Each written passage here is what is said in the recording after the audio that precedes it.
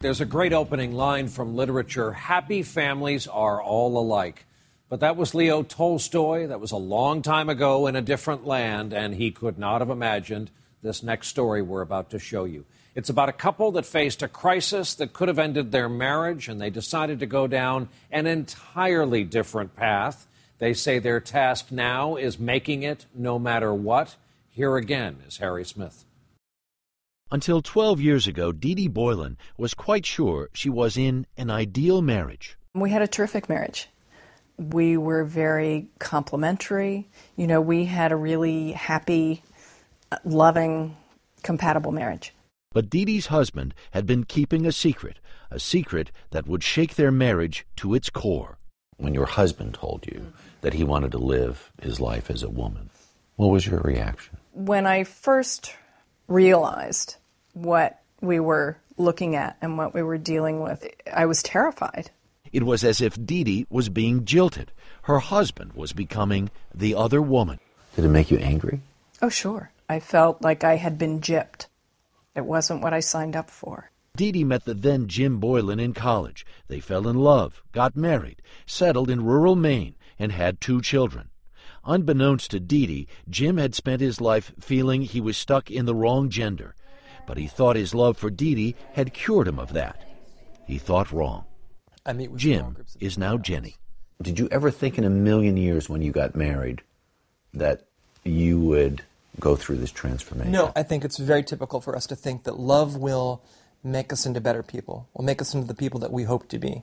I really felt that that part of my life was over, but it only took a few years before the feelings returned, and returned more powerfully.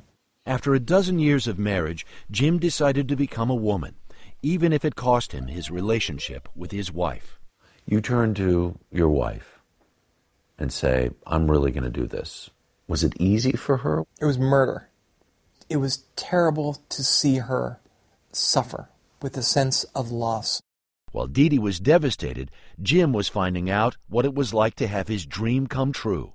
I was kind of intolerable for a while. I was giddy. I was giddy in the way that someone who's not been able to have something that they want their entire life suddenly gets that thing.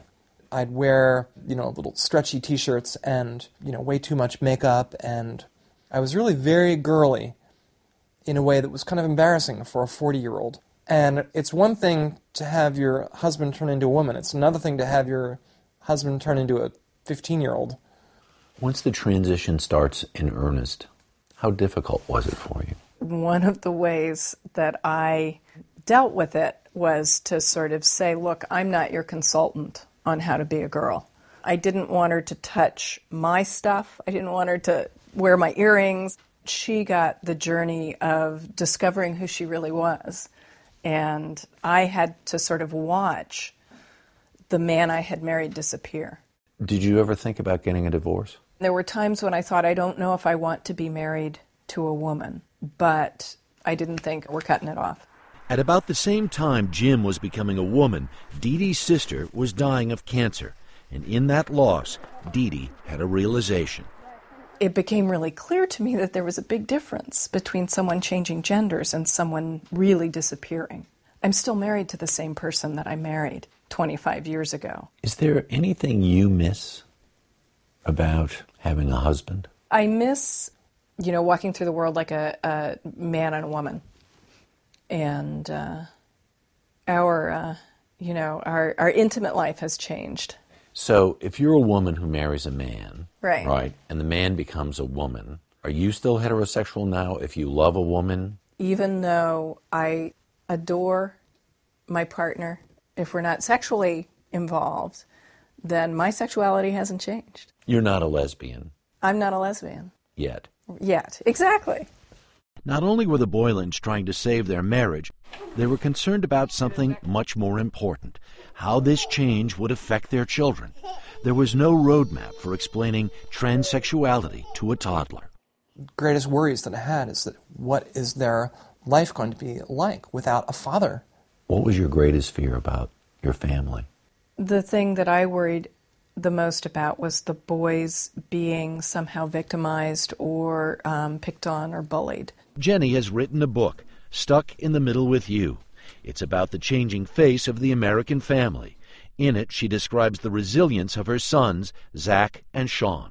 Your children were small when you really made the full transition. Yeah. And they could see this, but they're very young. When did you have the conversation with them? In the beginning, they didn't need to know everything. The way I explained it was, look, I have a condition in which on the outside I look like a boy, but on the inside I feel like a girl. And so I'm going to be taking some medicine that's going to make my outsides match my insides. And what was that process like for them? I don't think my younger son, Sean, has much memory of me as a father. Zach might have a little bit more. My transition around the children was very gradual and very subtle. In fact, I remember the day that I first appeared fully en femme in front of them, I asked them, do you recognize anything different about me? And Zach said, "You're not wearing your glasses?" The children have grown since those old home movies. Zach is now a college sophomore. Sean is a junior in high school. Zach, do you feel like you live in a normal family? If normal is a family that has a mom and a dad and 2 kids and a white picket fence, then no, I don't live in a normal family. But if a normal family is one where everyone treats each other as equals and with love, then yeah, I live in a normal family. To the Boylan surprise, neither Sean nor Zach was bullied. Scenes are... Something they attribute in part to Jenny being so open and public about her life. Jenny is a beloved professor at Colby College in Maine. She is also one of the best-known transgendered people in America. Is there anything difficult for you personally about being in this modern family? The only thing that's ever difficult is explaining to people before they come over, hey, my family's a little bit different. But everyone who I've told, even though it's been a little awkward for me to explain, I've got 2 moms, I don't have a regular family, they've understood. The thought that has occurred to me a couple of times, does love conquer all? Yeah, it must be love.